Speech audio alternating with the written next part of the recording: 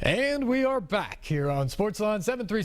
737-7767 is our number. Talking Nashville putting on events tonight, whether it's looking back at this weekend. Love to get your stories on how much of the game you watched, how much of the weekend you watched in terms of the hockey activities. Also, the other things that you experienced. If you came downtown, went to the Fan Fair, went to Winter Park, just hung out in the honky-tonks on Broadway like so many of our visitors did this weekend, what your impressions were of NHL All-Star Weekend here, and also what's next for this city now.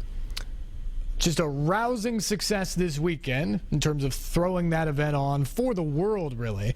And let's not mistake this. This is truly a global event when you talk about the NHL All-Star Game, because it is obviously a bunch of teams from around the U.S., several teams in Canada, but you have players from all over the world. You have media from, I think I saw somewhere, 160 countries had television broadcast of the NHL All-Star Game. So media from all over the world, and certainly eyeballs from all over the world on this great city and the show. And that's what it was, the show that Nashville put on this weekend. So love to get your impressions, 737-7767. Jeff has been waiting a while. Jeff, we appreciate that. You're next up here. Can you hear me? Yep. Good. I've got the radio turned down. My name's Jeff. I'm from Madison, Tennessee. Long-time listener, first-time caller. I'm really grateful to see that you're back and healthy again. I met you, John. He really done a superb job. The question I had was about, about the infrastructure with the transportation. You know how that we need a new venue, and I'm inclined to agree with you, however, about the stadium to bring some more stuff in. But I'm just real concerned about the transportation, the more people we have moving here every day. What would be your suggestion to do that? You think that maybe we could talk to the mayor and get a referendum to get some more money in for us? What do you think? That's a good question. I think that's something that's got to be addressed at some point, Jeff, and it has to be addressed for everyday living in Nashville, I think, just because we're getting so many people move here. Last I heard, and this isn't my area, I'm a sports guy, but last I heard something like 80 people move here every day or every week or something. So Nashville is growing exponentially, essentially on a weekly basis, and we're going to have to continue to figure out ways as a city to adjust to that and make that infrastructure and the transportation issues and all that better. The one great thing about some of these events that we're talking about, and I think it would go for even things as big as the Super Bowl or the College Football Playoff Championship, is there's so many hotel rooms now that are within sort of the urban core in downtown Nashville that a lot of people can come into the city and not necessarily have to drive or use transportation. This weekend for the NHL All-Star Game, which isn't on quite the same scale of those football games or the Final Four, but still you have a lot of people coming into town for an event like that. The vast majority of them were in downtown hotels and, just took taxis from the airport, came downtown, put their stuff in a hotel room and hung out downtown in the restaurants and the bars and obviously the venues for All-Star Weekend the entire time. That's the great thing about some of these sporting events, is because I don't necessarily think it increases the volume exponentially in terms of some of that infrastructure you're talking about. But there's no question, you're right, at some point as a city we're going to have to address that as well, just for all of us who live here Monday through Friday, and on the weekends when we don't have huge concerts or sporting events around. Jeff, we appreciate the call. Let's move on to David now. David, good evening.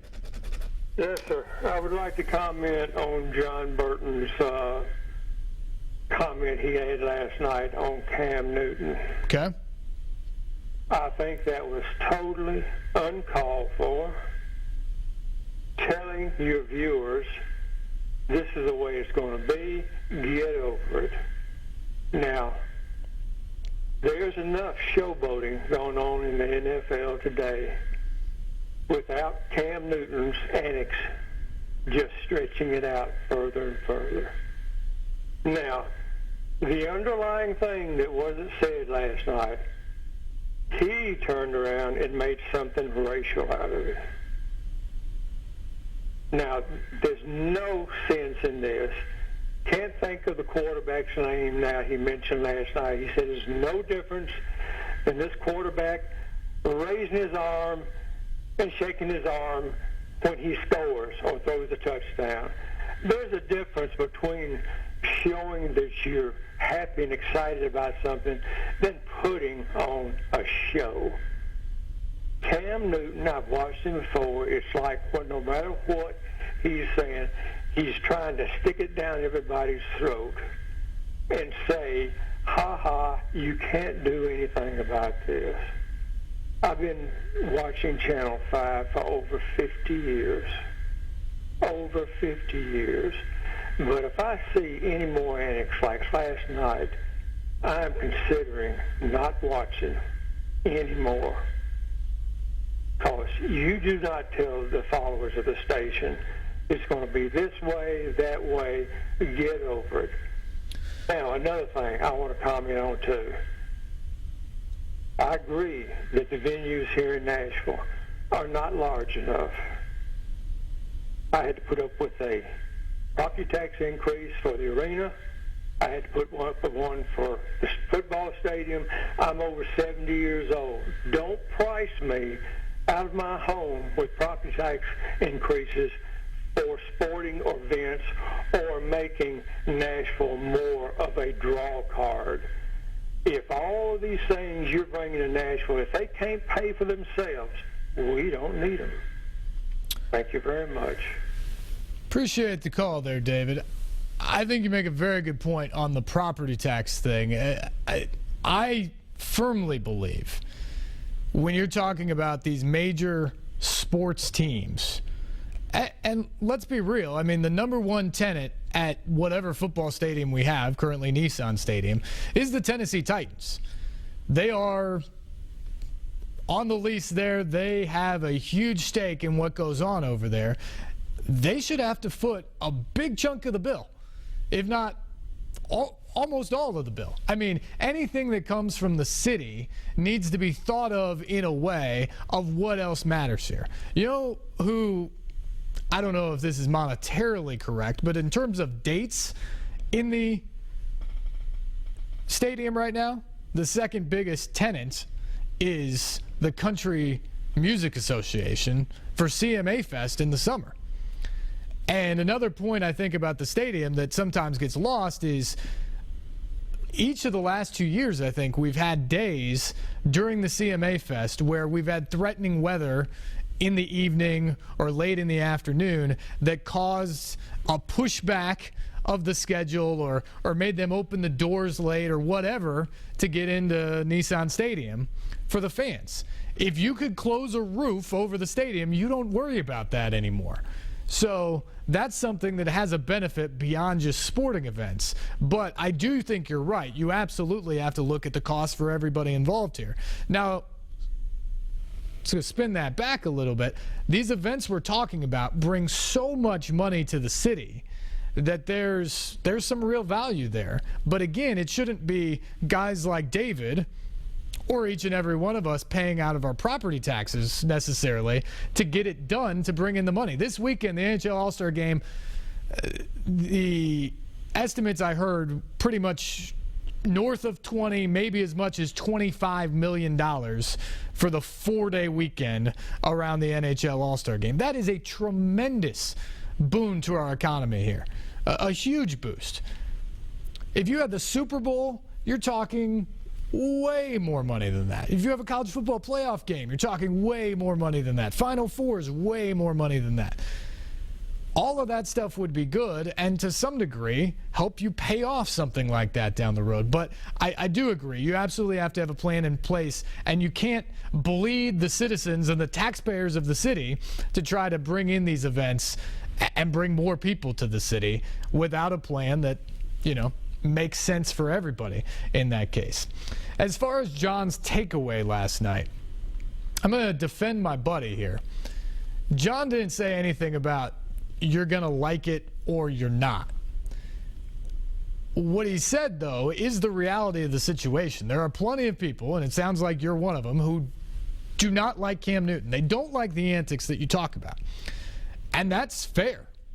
At times, I think it crosses the line when he does it near a player. I thought when he scored here in Tennessee in the game against the Titans, the dance was too long and it was way too close or kind of in the face of some of the Titans defenders. I thought that crossed a line for what the NFL is all about and went from Cam just having fun to a lot of that showboat that you're talking about. But there was no flag thrown. The NFL is the league who is responsible for policing those sort of things and celebrations, didn't throw a flag. So apparently they didn't see quite the same way.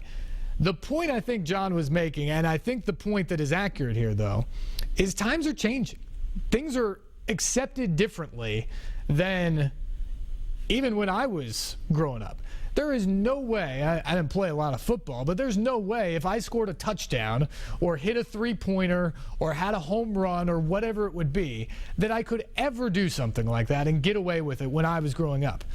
But today, kids are. And is that a great thing about society? I think we all can have our own opinions about that. But the truth of the matter is Cam Newton is in the NFL because he's a fantastic football player.